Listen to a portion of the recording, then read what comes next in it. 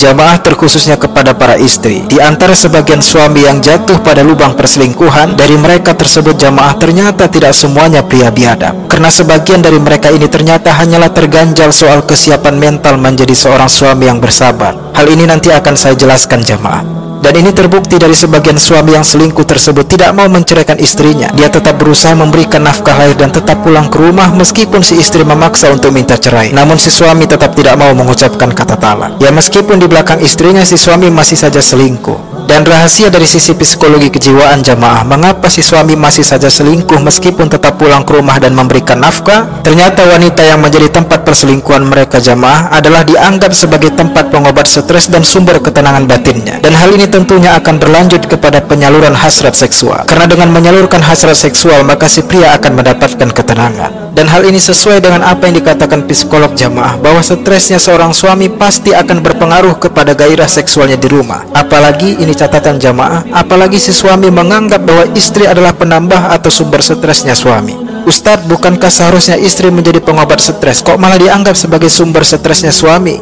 Inilah yang akan terjadi apabila seorang pria belum siap secara kejiwaan untuk menjadi suami yang bersabar. Bagi suami yang belum siap mentalnya jamaah menjadi imam yang bersabar, maka cemburunya istri, kesalnya istri, merajuknya istri, dan segala hal bengkoknya istri seperti yang disabdakan Nabi SAW bahwa setiap wanita adalah tulang rusuk yang bengkok, maka akan dianggap sebagai sumber stresnya si suami. Subhanallah, maka inilah mengapa saya sering mengatakan suami harus tetap upgrade ilmu rumah tangganya, dan kalau bisa harus dekat dengan seorang yang bisa menasihatinya dalam hal fikih rumah tangga. Karena sebagus apapun sholat si suami, sehebat apapun sedekahnya, ketika suami jatuh pada perselingkuhan atau bahkan na'udzubillah perzinahan, maka sholat dan sedekahnya semua sia-sia. Bahkan dalam syariat jamaah, hukuman bagi pelaku zina muhsan atau pelaku zina yang sudah memiliki pasangan halal itu tidak main-main, yaitu hukumannya adalah dia harus dirajam sampai mati, dan tidak melihat bagaimana hebat sholatnya atau bagaimana sedekahnya. Namun karena negara Indonesia tidak menerapkannya, maka para suami yang masih saja selingkuh bahkan berzina, jadikanlah ini sebagai hidayah untuk memotivasi Anda agar segera meninggalkan perbuatan dilarang tersebut jemaah.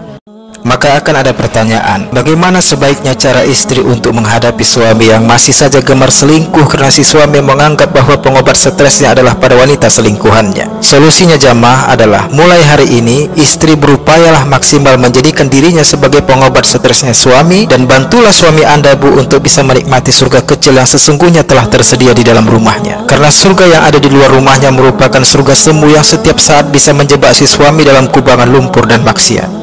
Maka di kajian pertama sudah saya jelaskan jamaah penyebab mengapa suami bisa menganggap istrinya menjadi sumber dan penambah stres dan dampak stresnya suami terhadap hasrat seksualnya di rumah. Sehingga ketika ada yang menyarankan kepada setiap istri untuk memahami 3 rahasia suami, matanya yaitu tampillah cantik di hadapannya, perutnya yaitu lewat menghidangkan makanan favoritnya, dan kemaluannya yaitu puaskan hasrat seksualnya. Namun ternyata ibu-ibu, ketiga ini sesungguhnya belumlah cukup. Maka catat ini saya tambahkan satu lagi ibu-ibu, apa itu? Jangan lupakan untuk juga membuat nyaman hati suami.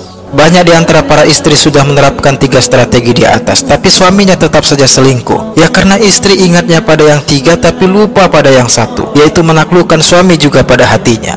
Karena jamaah, suami enak makan walaupun lauknya bukan favorit suami, enak memandang dan enak melampiaskan hasrat seksualnya di rumah. Semua itu juga jamaah tidak terlepas dari kenyamanan hatinya suami di rumah. Dan memang hati adalah sumber ketenangan jiwa setiap orang. Maka sekali lagi saya katakan, suami yang mentalnya sudah siap menjadi imam yang bersabar, maka dia akan enjoy saja menghadapi bengkoknya istri. Namun jika mental suami dan ilmunya belum siap menjadi imam yang bersabar, maka mau tidak mau ibu-ibu, para istri harus siap untuk ekstra kerja keras, ekstra bersabar dalam mempertahankan hati suaminya, dan harus lebih ikhlas membantu suaminya untuk menikmati surga yang sesungguhnya telah tersedia di dalam rumahnya. Namun hal ini tentunya pasti akan terasa sangat lebih berat jamaah, dan akan sangat sulit untuk bisa lebih ikhlas, yaitu apabila si istri pun tidak membekali dirinya dengan ilmu kajian rumah tangga.